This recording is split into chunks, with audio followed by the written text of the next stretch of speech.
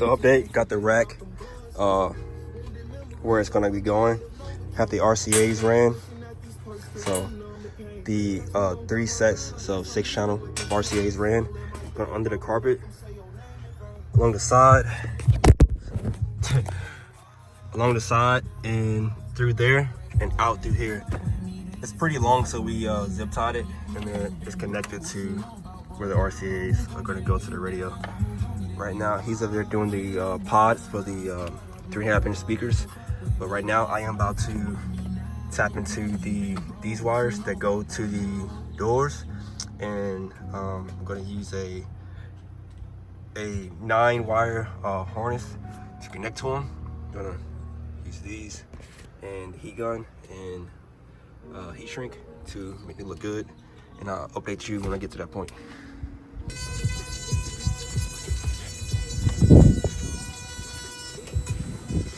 Right here, I'm doing a little voiceover, trying out for the first time. But yeah, I was just doing the connections of the wires, doing color to color, pretty straightforward. I use the self-soldering heat shrink tubes. Not sure what the exact name of them are called, but I use them for a lot of builds and they have not let me down. Right here, I'm twisting the wire together, making sure that that is the first point of connection, that is strong, and then I'm putting the little stick over the connections that I joined together, and then you hit it with your heat gun. That's what I use personally, and you pretty much keep it in that middle section right there until you see the solder inside melt.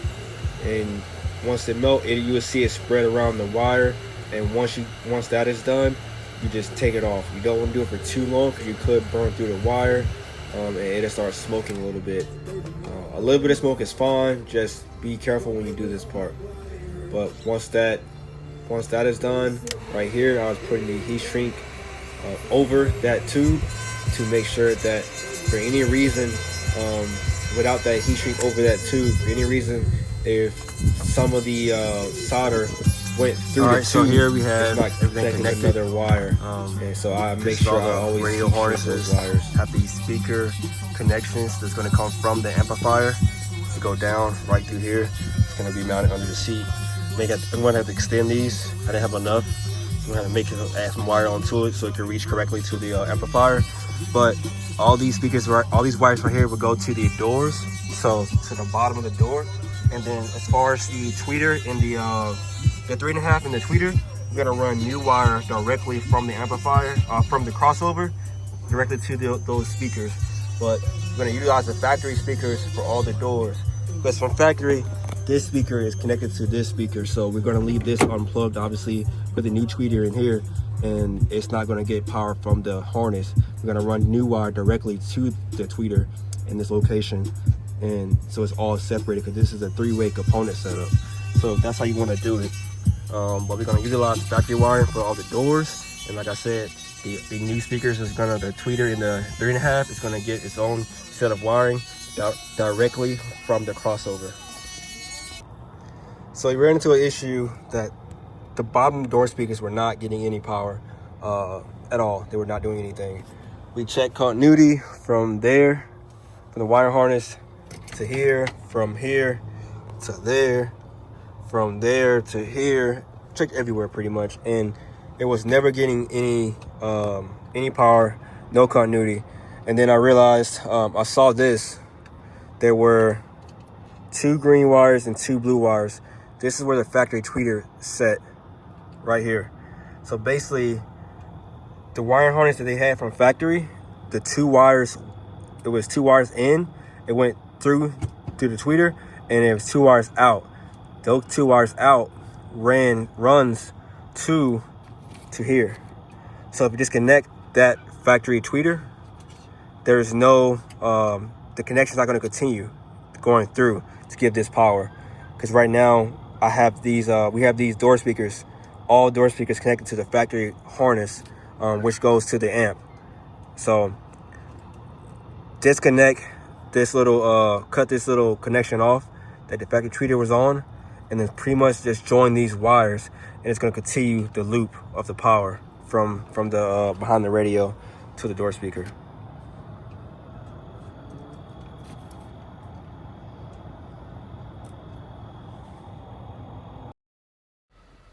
So right here, I'm doing a voiceover again. I had music playing in the background, so I'm trying not to get copyrighted by YouTube. But right here, I'm just showing that the ground is going through that grommet, and that's going down to the frame. Yeah, that's showing that all the grounds are going to the frame of that truck, and then right there are the positive wires with my little distribution little plate right there that I have. Yeah, pretty straightforward. You know, just take your time. It's not hard. Right here, I am showing, once again, another voiceover for you guys. I like this feature. But yeah, I am showing right here that I have the positives and the negative wires ran for the amps. You know, obviously one each, one positive to 1 amp, one negative to 1 amp. So it's 4 total right there. And I'm showing that I have distribution blocks coming off the batteries right there. So one positive and the other one is the negative. So that splits the signal, the power between both amps. I did change the power one out the next day because we needed one with a fuse on there. So I did change that out. So make sure you always have a fuse between your amp and your battery. Right here, showing the wires go under the carpet. There's nothing like, you know, make sure nothing's going to cut it. But hopefully in this video right here, I'm showing it all pretty much connected. So yeah, looks pretty good. I got little tape over the hole down there. Use different types of wire. You know, it's all OFC but different brands because we ran out. But like I said, I did add a fuse holder to that wire. But right here are the subs. The box fit okay. We had to take off the little plastic trim on the back of the seat. There's like a little plastic thing. If you have the truck, you know what I'm talking about. His truck had it, so we had to take those off. It's still kind of touched right there, as you can see those little indentions. They were rubbing the seat, but that's the best it's going to get. He does have seat covers. So without those seat covers, it's probably fine, to be honest. But you do have to remove those little plastic covers off the back of the seat for sure. And then here, showing each wire connection coming from the crossover. So little pro tip, make sure you know which wire is which. So you can use like custom heat shrink that has the name of what the wire is for, or you can use like tape, different color tape, to mark each ends of the wire. So when you do all these different wiring, you're not confused on what wire is which. So as you can see, at some point in this video, I did use colored tape to mark the wiring on each end of the wire, so I knew where it went. And I put a little key in my phone saying what is what. So I'll put like red is this speaker, green is this speaker, or you know, something like that. Or you can just put, you know, the name like right there. I put DW, so DFW, so driver front woofer. So that's the door speaker. That's the mid bass. And then you can put driver front T, so driver front tweeter, or driver front mid bass. So whatever how you want to do it, just so you know what wire goes to which. But yeah, right here just showing the amps again and everything, other wiring. It was a tight fit, not a lot of space to work with. Putting 2 amps in a DSP under one seat it's a hard feat, but it worked out and I did it. Like I said earlier in this video, amp rack is upside down because that was the only way it was going to fit. If you do buy this amp rack, definitely get the seat lift. It's definitely going to be needed. We didn't know about the seat lift until after we did it all, but my boy sent me a link to a seat lift, so you can lift the seats in that truck. If you want to run amps under your seat with that rack, 100% buy a seat lift for real. right here, just showing me doing some heat shrink, some not heat shrink, but I guess it's heat shrink. Some connectors that have the built-in heat shrink on it. So you put it on, you clip it, and then you heat it up, and then it's like a 2-in-1. They're pretty cool.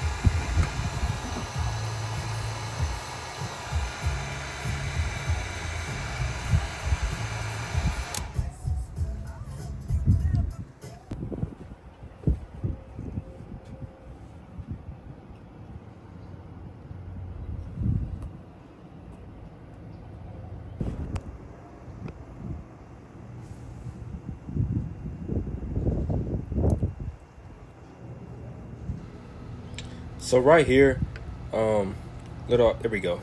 We fixed it. But right here, those little connectors you buy. So these connectors we did use were made for this truck. So they're plug and play on the white end that plug into the truck. But the actual other end with the red tips on there, sometimes they don't fit good. So don't just get these and put them over your terminals or your speaker without actually tugging on them to make sure they're tight and secure. So a lot of times they're really not. They'll come right off. The last thing you want to do is put your speaker in, your door on, and the next day you're playing music, and next thing you know, it don't sound right because your speaker came loose or it's in and out. It's not secure. So what I did earlier in this clip is I took some pliers and I kind of clamped the end of that connection, end of that red piece down. Like inside the red piece, there's a little connector. I pretty much kind of pressed it down a little bit, so when you slip it over the terminal of the speaker, it's a little bit tighter fit. You don't want to go clamp it down too hard, because if you do, it won't slide over that connection. So just a little bit at a time until you feel like it's pretty secure. Also be careful putting the connections on, like connecting the connection to the speaker, because those little spades off the speaker can bend and possibly break off. So the last thing you want to do is have that break on your nice speaker. So be careful sliding it on. Don't do it too tight, because you don't want to break your connection off your speaker.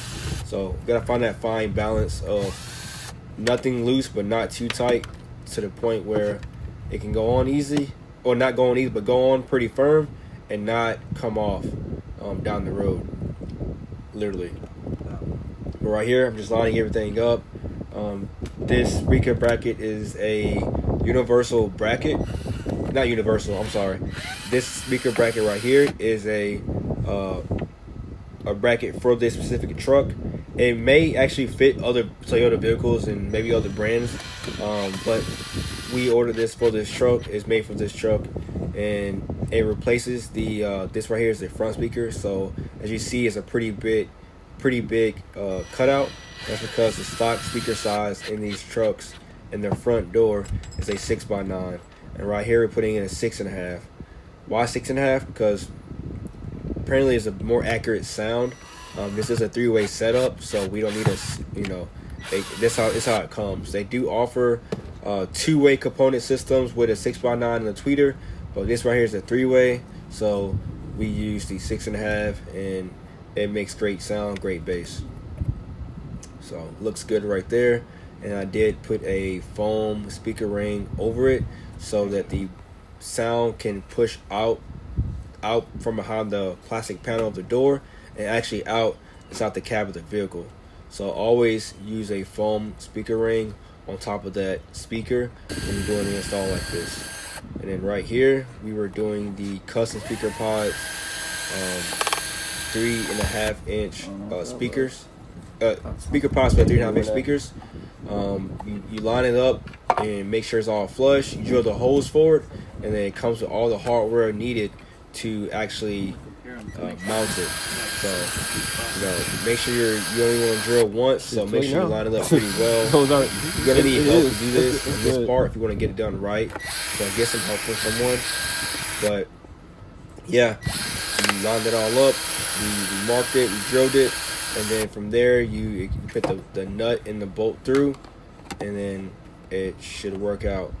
The magnet, which I will show in this clip, the magnet of the speaker was touching the actual light gray piece, so the actual A-pillar piece. So they have to cut a little hole behind it so that the magnet of the speaker can kind of poke through and fit flush on the speaker pod.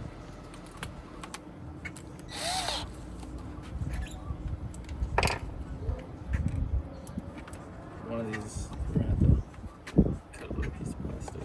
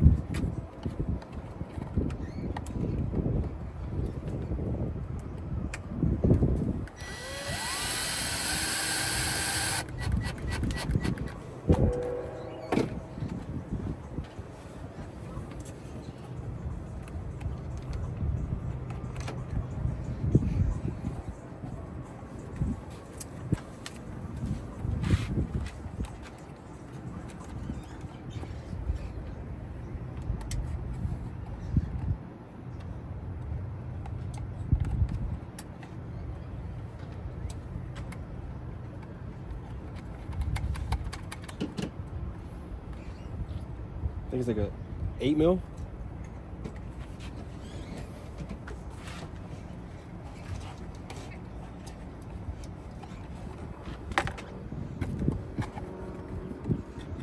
That is where the speaker magnet rubs. So we drill the pilot hole right there.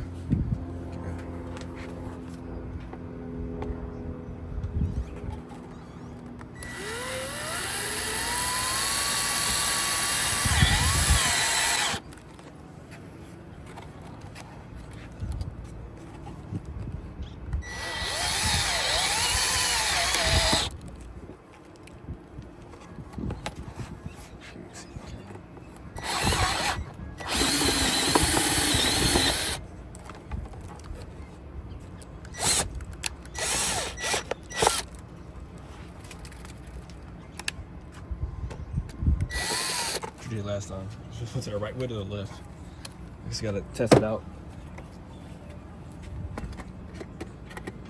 My hands look horrible on camera. This one actually sits better than the other one. It's already flush.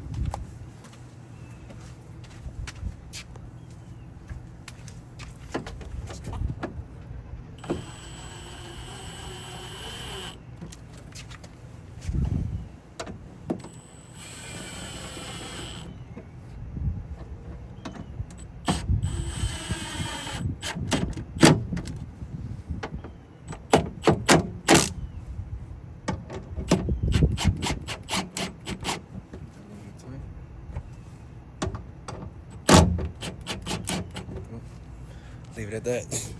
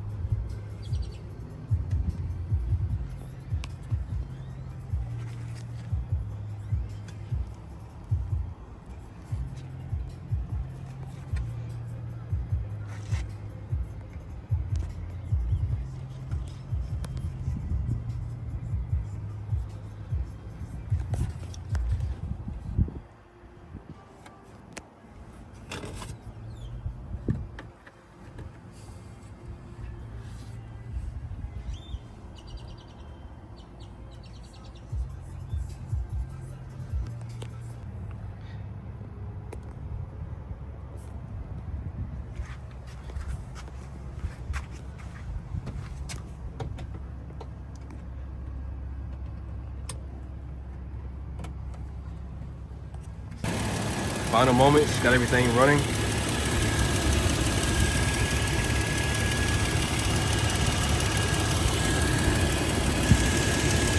Got some spray over the ground right there to protect it from corrosion and rust, things like that.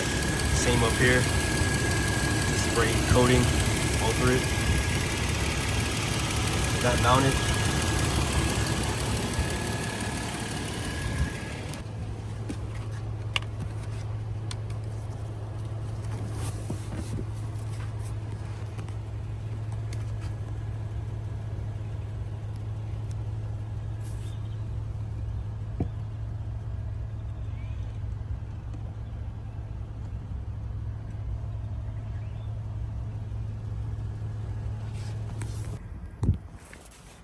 First power on.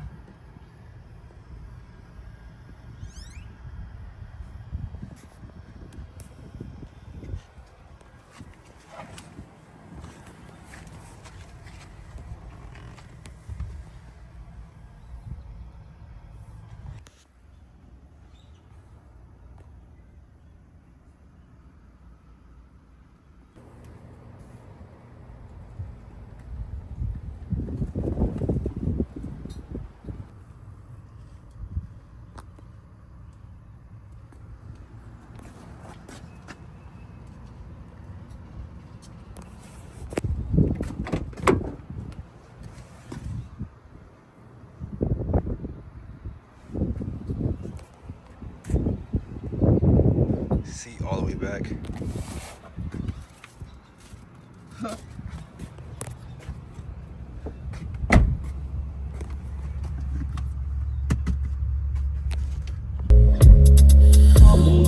Never seen a sunshine like and you know I wish I could. I'm so high. Away and walk away, or would you wait for me? I go out to the Everybody wanna come round. We not done selling bricks, selling pints. We not done.